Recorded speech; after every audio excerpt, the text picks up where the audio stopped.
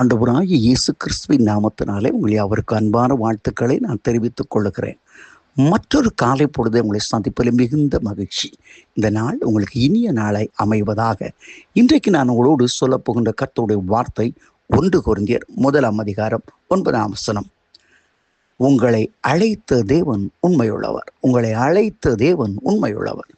அன்புக்குரிய சகோதர சகோதரிகளே, இன்றைக்கு ஒருவேளை உலகத்திலே நம்மை பலர் வேலைக்கு அழைக்கலாம், அல்ல உத்தியோகத்துக்கு அழைக்கலாம்.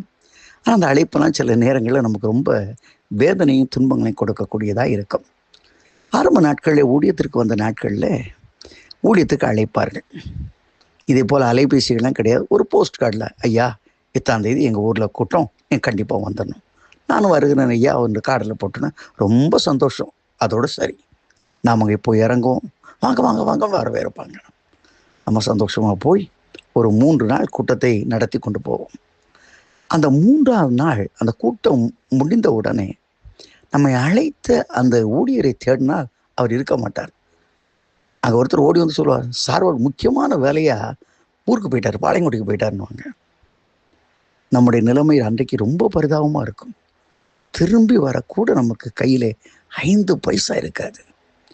நடையாய் நடந்து சில நேரங்களில் எங்கேயாவது பஸ் ஸ்டாப்பில் படுத்து திரும்ப தெரிந்த யார் இடத்துலாவது 1-2 ரூபாய் வாங்கிட்டு ஊர் வந்து சேருவோம். அன்றைக்கு எவ்வளோ வேதனை அடைந்திருப்போம் யோசித்து பாருங்கள். மனுஷன் அப்படி தாங்க, வாங்கன்னு வாங்க, நீங்கள் நல்லவங்க, நீங்கள் நல்லா இருக்கணும்லாம் சொல்லுவாங்க. ஆனால் நம்மை நடுவழியிலே விட்டு விட்டு போய்விடுவார்கள். ஆனால் ஆண்டவர் அப்படி அல்ல. ஆண்டவருடைய கிருபைகள் அப்படிப்பட்டதல்ல. அன்றைக்கு ஆபிரகாமை அழைத்தார். எவ்வளவு உண்மை உள்ளவராக கர்த்தர் பாருங்கள். ஆபிரகாமுடைய ஆரம்பகால வாழ்க்கையை பார்ப்பீர்களானால் அவன் புறப்பட்டு கொஞ்ச நாளிலே கூட பொய்யை பேசுகிறான், பொய்யான வார்த்தைகளை சொல்லுகிறான். தன் சொந்த மனைவியை கூட சகோதரி என்று சொல்லுகிறான். இதான் உலகம். அந்தந்த ஏற்றுக்க தவிர தங்களுக்குன்னு ஒரு பாணியை அவங்க வைத்துக் கொள்வாங்க. ஆனால் ஆண்டவர் அப்படி அல்ல.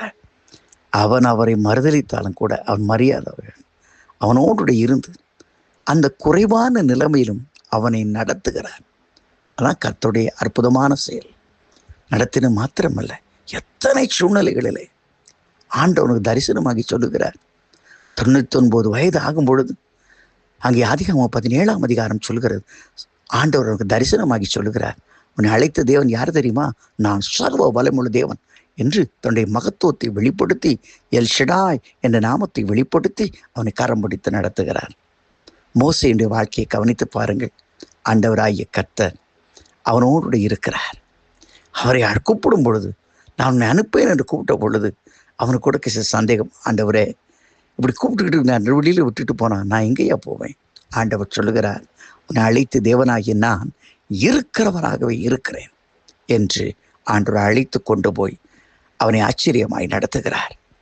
அவனை பாராட்டின மக்கள் முறுமுறுத்த பொழுதும் கூட என் ஆண்டவர் அவனை மறுதலிக்கவே இல்லை. அருமையானவர்களே, அவனை மறுதலிக்கவே இல்லை.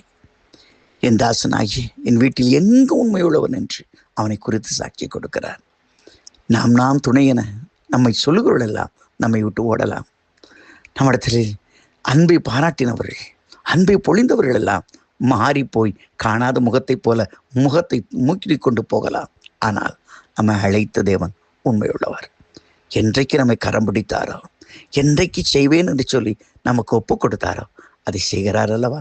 ஆண்டவர் சொல்லுகிறார், தாய் தன் பாலகனை மறந்தாலும் நான் உங்களை மறவேன். இயேசு கிறிஸ்து தம்முடைய சீஷர்களை எல்லாம் அழைத்தார். அவளுக்கு உண்மை உள்ளாயிருந்தார்.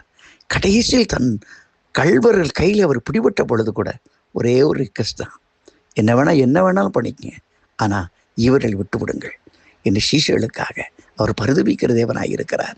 ஏனென்றால் அவர் உண்மை உள்ளவர், அவர் உண்மை உள்ளவர், அவர் மாறாதவர். இன்றைக்கு ஆண்டவர் உங்களை அழைத்திருக்கிறாரோ? ரோமர் 8ஆம் அதிகாரத்தை வாசித்து பாருங்கள். எவர்களை முன்குறித்தாரோ அவளை அழைத்திருக்கிறார்.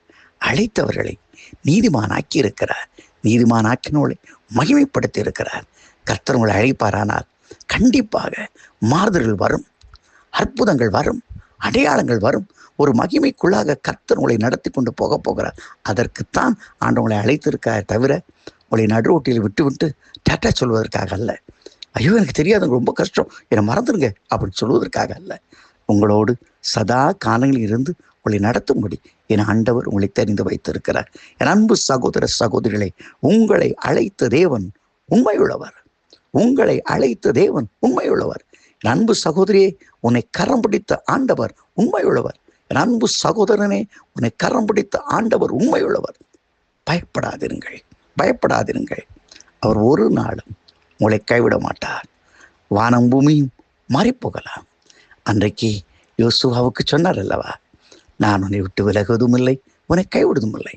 உன்னோடு இருந்து ஒவ்வொரு நாளும் கரம் பிடித்து நடத்துவார்.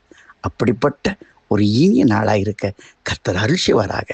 அவர் உண்மையுள்ளவர். உங்களை அழைத்தவர் உண்மையுள்ளவர். அப்படியே செய்வார். ஆமேன், ஆமேன்.